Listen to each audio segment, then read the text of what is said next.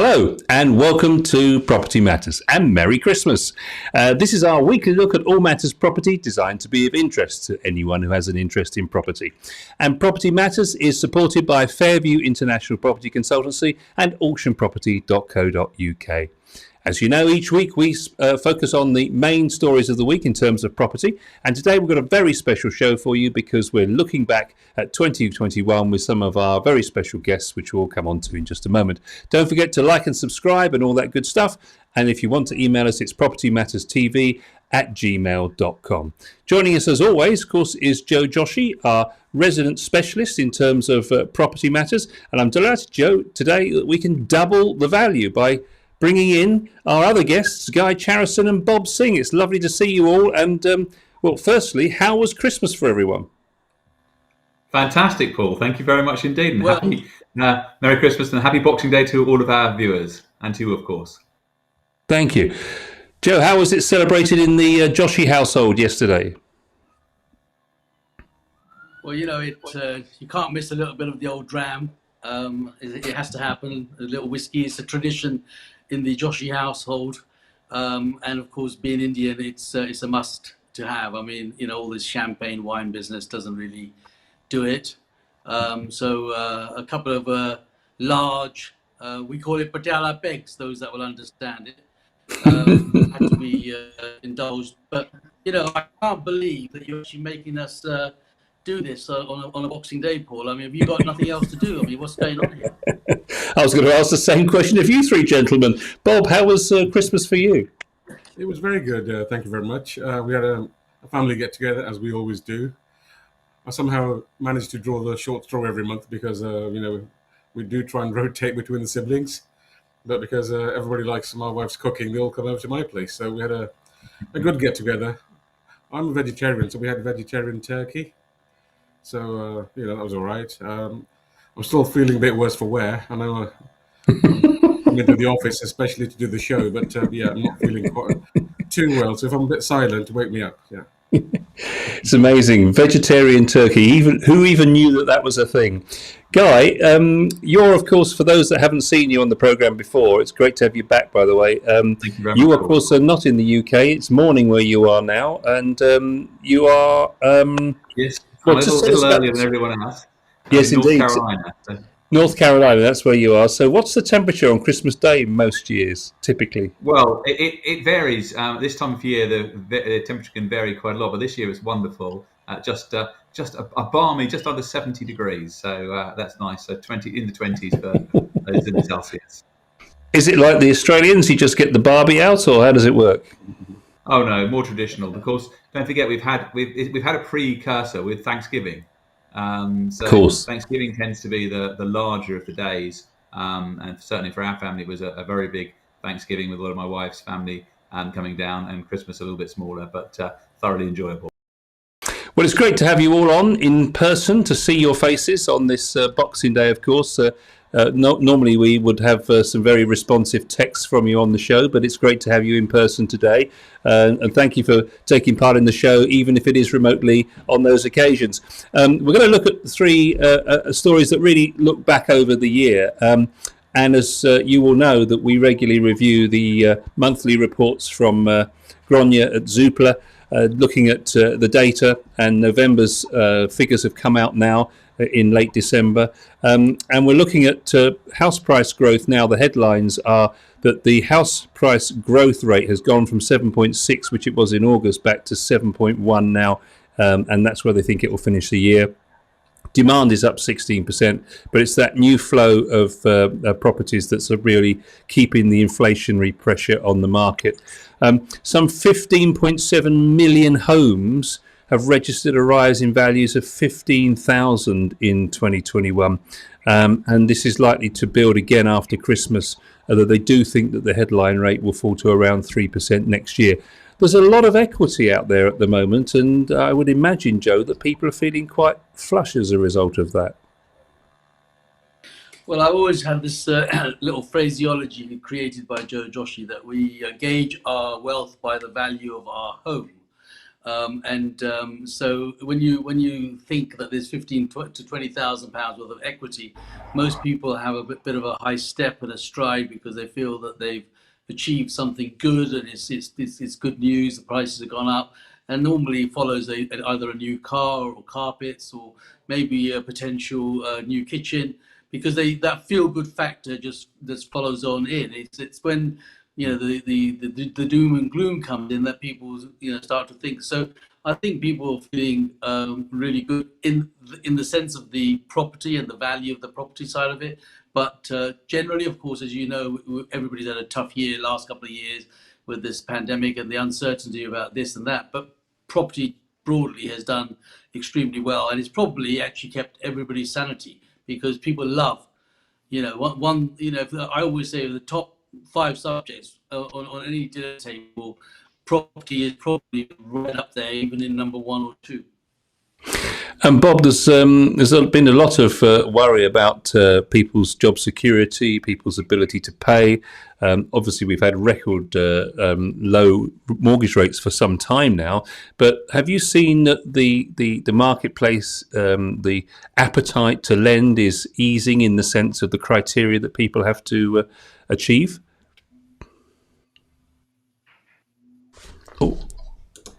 That's it, yeah. No, the appetite is certainly a lot better than it was at the start of the pandemic. Some lenders are now coming out and taking all the overtime and bonuses into account, which wasn't the case, a few months back. So definitely there has been an easing of criteria, and there's lots more changes planned for next year, which I'm sure we'll cover later in the show. But definitely progress has been made, yes. Answer me one question if you can, Bob. Obviously, base rates are what lenders set their margin against. But what's the justification for raising rates before the bank rate has gone up? Well, banks make their margins not on linked to base rate. They make their margin based on the cost of funds. But the logic behind the rates going up before the bank rates went up was they expected the bank to put the rates up, and they didn't. So the markets had factored in an increase pretty much in November, but that didn't happen. And that disappointed the markets. And the Bank of England, got to know about it. They weren't really, full of compliments for the Bank of England, because they were wrong-footed the whole market. But yeah, banks will do anything that the markets, dictate, really. So they are keen not to lose money, because at these fine margins, you can lose billions overnight if you don't, price your products accordingly. So I think they jumped the gun a bit, to be honest with you. But as soon as the rates did go up, we got emails the next day saying all the variable rates, all the tracker rates, all the discount rates had gone up by, the same margin as the Bank of England put the rates up by. So I think it was just the Bank of England trying to hold on as long as possible, and then not really managing it, because inflation was just running away. It's 5.1%, and in Guy's country it's even higher. They're having a torrid time with inflation. So I think rate rises aren't ending here right now. There will be more to come. Yes, in fact, Zoopla reckon that there's going to be at least one more early next year. Guy, do you think that's about right, or do you think they may have to look at more? I think everything's been very everything that's happened in the last 2 years has not been what we expect. So we're never quite sure. But I think everyone knows the reality of inflation is a lot higher than the published figures. If you want to get anything done to your home, Joe was mentioning people like to have new kitchens, etc.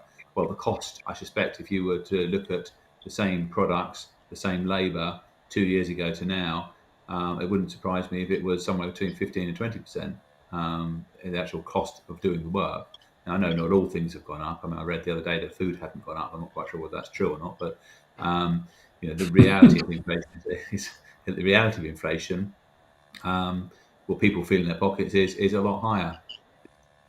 You've loved to analyse the marketplace for some time, Guy, many years, and very successful in the property industry yourself. In your view, and with your experience and the benefit of hindsight, do you think that the government handled this year right in terms of how they managed the property industry? I'm thinking particularly in terms of things like stamp duty holiday and so on. Well, probably for any of our friends who are in property and any of the estate agents, the answer is yes, because they've had a very good year. But I think it's very, very difficult because what does any government know throughout the world? I mean, I've watched with interest in different countries the different policies they've had, but I think they've had to support industries, and property relates to so many other things. As Joe said, people want to get carpets, going to get curtains.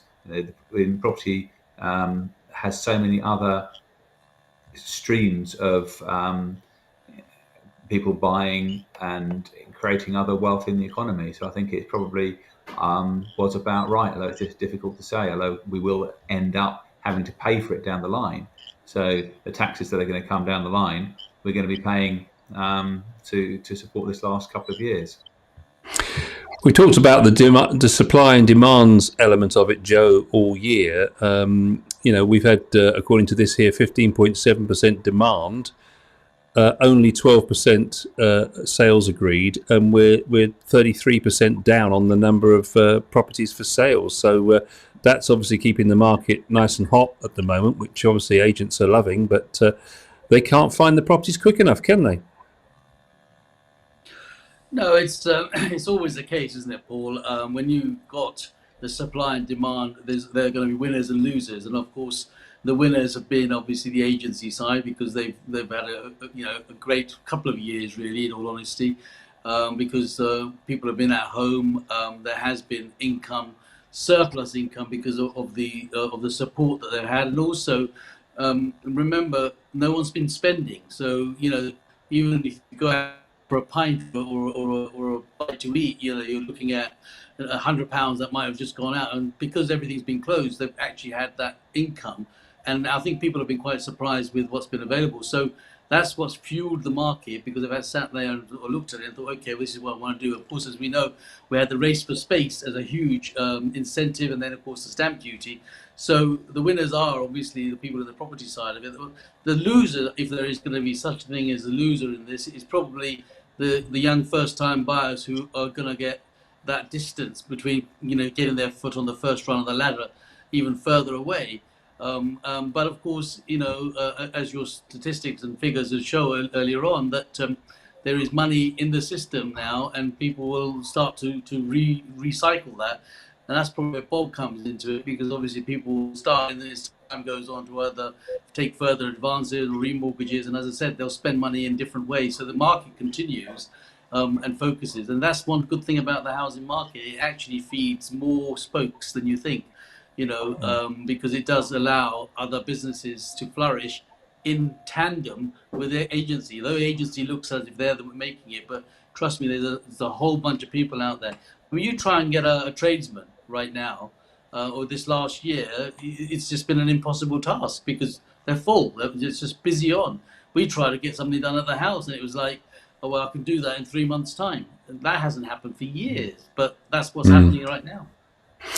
Buyer demand, Bob, is up 16%. There's a lot of people suddenly interested in buying property. Have you seen that reflected in the way people are financing it? Is there more money? Have people managed to save over lockdown as much as has been reported, do you think? No, I don't think people have saved from their earnings. I think people have released equity from their properties to buy more from, when they want to expand their portfolio. I mean, in the pandemic, yes, you saved because you didn't go out or didn't eat so many sandwiches or have coffees. But, those sort of savings are trivial when it comes to actually finding a deposit for a property.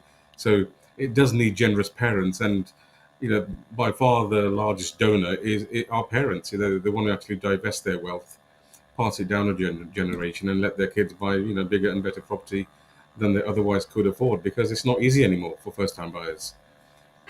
Guy, buy-to-lets, is this a good time to get involved, do you think? The average house now valued at $240,800 in the UK. Are there bargains to be had, and can you still make money?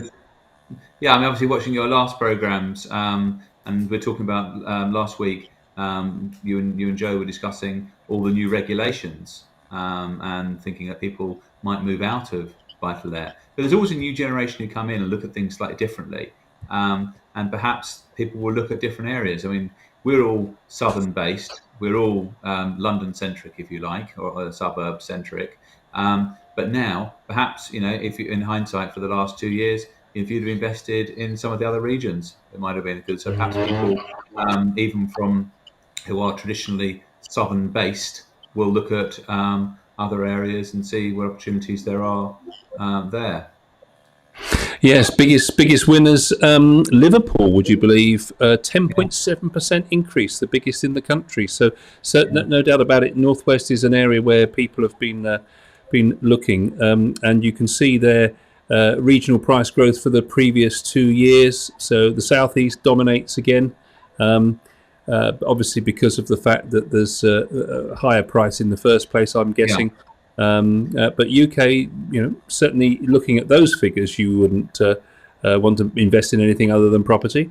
And therefore, more than half of the homes risen, as we said, by 15,000. House price to slow over the next year, regional variation, so 2% in London, going up to about 4% in the East Midlands and Northwest. So I think the levelling up agenda seems to be working. I'm sure there'll be some politicians happy with that, those kind of figures. And that's pretty much the report that's out there from Zoopla at the moment. So let's just move on and focus a little bit on finance. And it's great to have Bob with us for this. We did find out last week that the mortgage applicants will no longer have to prove that they can afford a 3% increase in interest rates before being approved for a home loan under plans unveiled by the Bank of England. Comes at an interesting time, this, Bob, doesn't it? Because we're talking about the fact that we've had announcements in the news about the Chancellor giving another $1 billion to support the hospitality industry just before Christmas, and that seems to be that there's still uncertainty out there, and there's no guarantee there isn't going to be another lockdown at some point. So, interesting to see that they're relaxing the rules, or is that not how it should be seen? They haven't relaxed the rules just yet. The white paper's come out, and it's going to be discussed, and it's only after that rules will be relaxed, and then it'll filter down to the banks. So this isn't going to come until Q3. Yeah, so the banks may preempt all this and think, yes, the Bank of England will allow the rules to be loosened. Some are already bending the rules, if I'm honest with you, because they're not using the 3% increase sort of calculation. And we can get 6 times income right now, but 6 times income I think will be the norm next year, towards the end of next year, because they need to provide that stimulus for first-time buyers. Because unless the first-time buyers buy their first properties, you don't get the home movers. So I think to keep the market going, this is probably the main reason behind it all. And I think it's quite sensible because most mortgage rates are, say, average 1.5–2%, yet they're being assessed on affordability at 7%. So there's such a big disparity between the actual stress test and the actual in reality. Even if you take a 10-year fixed product, which might cost you, say, 2.5 or 3%, it's still half of what the stress test is set at. So how far does the Bank of England want to safeguard borrowers by having such a stiff calculation? So I think it was on the cards anyway for a long time, because banks need to lend that money, and this is a good way for them to get it out the door. Andrew Bailey said, the Governor of Bank of England said, we don't regard it as relaxation of the rules, rather as an efficiency point, because having now got a body of evidence running back 70 years or so, we're able to make a much more substantial judgment on the effectiveness of the tests. So they obviously have been looking at this. And he said limiting new lending to 4.5 times income, as well as affordability criteria by the FCA, they're enough to ensure that UK mortgage lending remains safe. Correct, yeah. I mean, Guy will know that, back in the day, it was 3 times income. Yeah, I think I remember it was 2.5. Yeah, 2.5, 3. Yeah. So when it became 3.5, we got really excited. We wet our pants. Now it's 5.5 and 6%.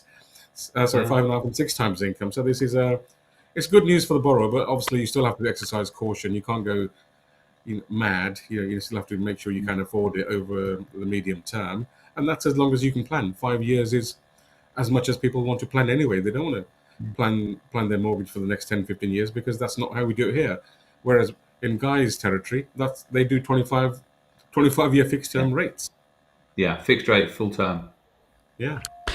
It must be getting tough, mustn't it, Joe? Looking at the ratio in London, it's 11.7 times, and that's what's meant by even larger deposits required to get the loan. So it's tough times, particularly if you're buying in London, isn't it? Yeah, London's always been a challenging place, isn't it? I mean, London is in the place in any sort of scope. Youngsters definitely want to be in London because that's the bright lights of a city is always the attraction. And of course, they see the wealth always growing up there, and both the equity in the property tends to go up much quicker. In a normal market, this last couple of years has been a very difficult market for London itself, primarily because it's actually lost its international status, but because people just not been able to travel or not be able to come along and buy their properties in and around London. So at the moment, it's having a little bit. And if there's ever a time for any first-time buyer, in all honesty, now is a good time to step in there because there's loads of areas in London that are probably not doing as well as the outer skirts are. So London's always going to be that way inclined. But yeah, I mean, the increases and sometimes the corrections, I won't say the fall, but the corrections can be quite steep in London. It's interesting, Guy, to look at the figures. Bob mentioned Bank of Mum and Dad there. So gross mortgage lending this year, 316 billion. Bank of Mum and Dad lending, 9.8 billion. Wow. It's a significant amount of money, isn't it? It certainly is. It certainly is. But then, if you've got the money, you've got the equity, there must be a lot of pleasure in being able to give your children a deposit. I was very lucky that I was given a little deposit when I first wanted to buy my first property when I was 18 years old, almost a million years ago. My parents said to me, whatever you can save, we'll match it. I think they were a little surprised how much I saved. But, that was the days. But one thing I wanted to just quickly, if it's okay, Paul, just to ask Bob, I think it's worth just touching on, is the amount of fixed rate borrowing now. Because that does make a difference to all these numbers. When people are borrowing, roughly what sort of amount of mortgages are you arranging that are now fixed rates? We arrange 100% of fixed rate, literally. Yeah. Yeah, we rarely do tracker mortgages unless the customer really insists. So if you're asking me for a ratio, 99% right now. Yeah. As a country, it's about 65-70%. So and what term would be an average term? We do 5-year products. We think that makes sense, but other brokers do 2 years, to be honest with you, because people like cheapness. They don't really look beyond that. So most of them will be on 2 years, but I think the majority will be 5 years because they have been so competitive for the last 18 months. Yeah, and perhaps other brokers like to take more proc fees. So hats off to you. This is it. I mean, I didn't want to say that on air, but some brokers will do you short-term products, so you come back to them again and they can charge you again and get another fee. But most of our stock, most of our lending is 5-year rates, and that's it. We don't really want to see them for 5 years. I guess with rates being so low and now things starting to rise, it's at least a 5-year protection for you, isn't it? Because they can't be going any lower, surely. So you've got to. Yeah. It makes more sense now. But it's coming at the wrong time for a lot of people because there's 22 billion pounds worth of lending expiring in the first 3 months of next year. Wow. So so people have got to act pretty quickly to get the best rates. Otherwise, they could go even higher. And what about all these people that we know about? Joe's mentioned this many a time, haven't you, Joe, about the fact that there are all those people that have got interest only, those people that have come off of insurance-based products from the 90s. Is that a big bombshell waiting to happen? In my opinion, it's been long coming, and I think people have overlooked it.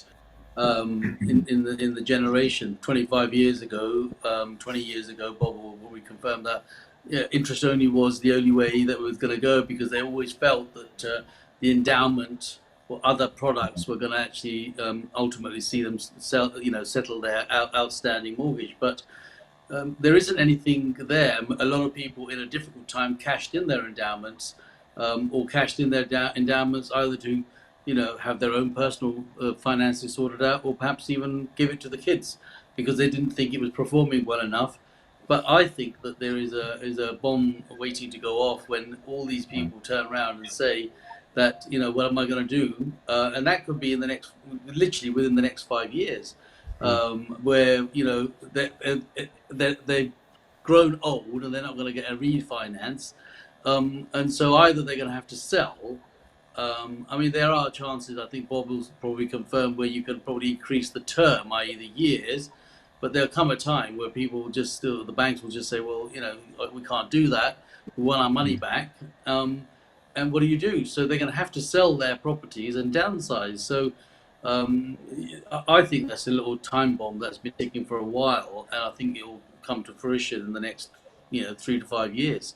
I also think that a lot of people moved out of the suburbs, out of the London boroughs and so forth, cashing in on the fact that their properties were valued more than what they were actually owed, and they've now moved into areas, especially with this pandemic, that allows them to move into areas further, and they've actually bought cash because now they don't have a mortgage. So that's a sort of another thing. But I think there's a huge amount of people, how many mortgage owners that will come to that. And the problem is, I think the problem becomes a bit of a status problem. And I know certainly that will become a huge issue within the Asian community of downsizing or feeling that you've had to do something or lose your property. That is just, it's a psychological. If you think mental health go gaga, that will probably make mental health go off the Richter scale, certainly within the community, because people won't be able to digest what's actually happening. And I think a lot of people actually have kind of almost put that aside or forgotten about it, or try not to bury their head in it and think that it'll go away. It's not, but he's going to come. Bob's the expert on the mortgages, but as far as I'm concerned, I see that happening. I've never been a lover of sorry, Paul. I've never been a lover of interest only, but it's interesting. I wonder whether we talk about 25 years ago, so 25 years ago to now. But those people 25 years ago, if you look back, so they were looking back from the previous 25 years when there'd been massive inflation, and they'd seen people's mortgages just eaten the value of a mortgage. You could buy a house for 20,000 and you had a 15,000 mortgage, all of a sudden it's nothing in terms. So they were looking at that, and of course that didn't pan out in that way. And also from a practical point of view, I get quite a few calls. As you know, I'm actively involved in sale of life tenancies, and I get quite a lot of calls from people saying, I'm 67 years old, the bank's going to call in the mortgage in the next year. I still have a mortgage interest only. What options are there for some sort of equity release or moving to a life tenancy investment? So I am really seeing it in reality. Yeah, I was going to say, because we now get a lot more cases than we did before where parents have come to the end of the term and we're having now to use children's income to help them either extend the term or adjust the mortgage, which is okay in our community because, Indian families are typically larger and they're sort of cohesive, and maybe the children are still in the house, so that can be done. But when the children have flown the nest and got their own mortgages, then those parents with mortgages coming to an end now might be a bit more in a precarious position because they have no child to help them with the mortgage, and those sort of people, yes, will go towards the equity release route at that time.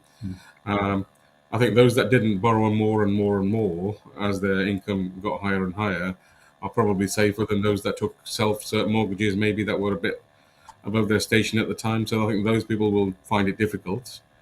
And I think those people who borrowed within their means at that time, 25 years ago, will find it slightly easier. But if there's anybody watching that's coming to the end of their mortgage, don't panic. The banks have to treat your case fairly. They're not going to kick you out on the street the day after your mortgage ends. As long as you keep on making the monthly payments, as long as you're in a dialogue and telling them what your plans are, they'll be okay about it. I've got clients that have been in the property 2 years after the deadline, and they're still paying the mortgage and still in the property. So it's not all doom and gloom. The key thing is take advice and actually have a dialogue with the lender. Good advice. Bob, do the rates become less favourable in those circumstances? They can become less favourable, yes, because if the mortgage ends, then your product ends, really. So it's up to the bank whether they let you carry on that product or whether they whack you up to the 3.99 variable. And then if you can't afford those payments, then you're going to be stuck. And then equity release rates are even lower than that. So that's why I think equity release will be a big thing in the coming years. And that leads us nicely into our final story today, because it is exactly about that topic. We've kind of merged into the story naturally here, which is great. So nearly half, or 45% of mortgaged homeowners under the age of 40 got onto the property ladder much later than they expected, which is research from the Equity Release Council. 43% of mortgaged homes under the age of 40 relied on financial help from family and friends for their first home. 1 in 3 homeowners with a mortgage are unsure if they'll ever become mortgage free before they retire, or have already ruled that out. 1 in 5 feel the idea of retiring mortgage free is unrealistic. And as a nation of proud homeowners, most in England aged over 55 or over own their own home. It's 74%, which collectively they're living under the roof of a staggering £3.8 trillion worth of property wealth. That's some figure, isn't it, Joe? Yeah, it's good, isn't it? It's a nice, big, long, round number, which is always good, and it just always encourages my view that property is still the best investment, and having such big numbers, which are even beyond my recognition, just tells me that it's always good advice that buy, and when don't sit back and say to yourself, I'm going to do it tomorrow. So I think that's excellent news. But at the same time, obviously. People want to continue to do that, and I'm sure the Chancellor and the Treasury would like to have their piece of the pie out of that as well. So they sit there. I was always told that there are 2 people, no matter what happens in their life, will always collect. One is the bank manager, and the other is the tax man. So you can duck and dive all your life trying not to do it, but eventually they'll catch up, and I'm sure they'll look forward to that. That Treasury will be there, sitting there with their hands going, Give us our share, please. Thank you very much. I mean, Guy, it's the case now, isn't it? We're all living longer. They're talking about 50-year mortgages now, lifetime mortgages. So this notion that you can retire and leave all your money to the kids, I mean, they're not likely to get it, are they? In reality, if we're living as long as we are, or at least we're going to get it at the point when it's no use. Well, we've got to probably made enough money of our own. Well, yeah. I mean, things are changing. I think the other thing I want to just quickly touch on with this. Not everybody now who's young, and they can be professionals, think that home ownership is the future. Renting, a lot of people see renting a good quality property as a viable option. That's something to think about. Whilst we are of a generation that we probably all owned our own homes when we were very young, because that was what our generation were able and fortunate enough to do. But now, you can meet people who are, say, a couple who are 35 with a couple of little children, and they are happy renting. They see that sometimes as an advantage to have flexibility, and that's it's worth just bearing in mind that not everyone is a dinosaur like us. And Bob, there's some interesting new product names that I'm seeing on the market. Retirement interest only mortgages, optional payment lifetime mortgages, OPLM for short. Is this jargon that you're coming across now in your business? Yes, indeed. Yeah, we're hopefully going to be starting doing equity release from February. RIOs, or retirement interest onlys, came in many years ago, but the take-up rate has been abysmal. Because the criteria to get them is quite stiff, because there's still an affordability to be done and an assessment to be done. And if at the end of your working life, you may not be earning what you were 20 years ago.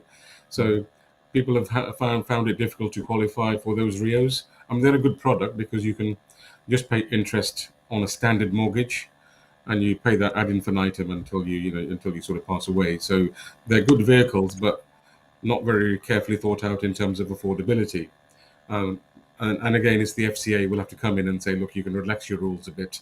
Then I can see a higher uptake of the RIOs. But on the traditional equity release, those products are so advanced these days.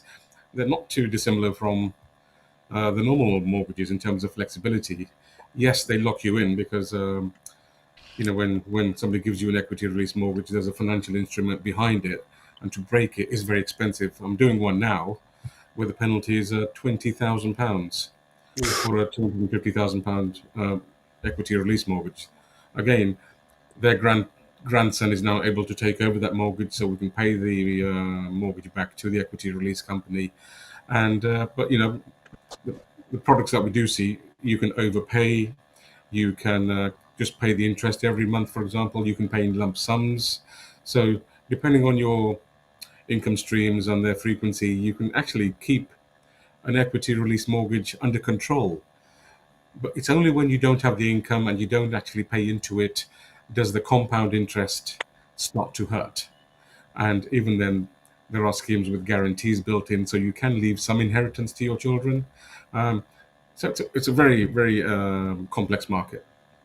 One figure that really shocked me, but then again, if you think about it, Joe's always said about, the best place to put your money is in property, and that's absolutely right because it's proven here. So the average pension pot now has fallen in the UK to 61,930.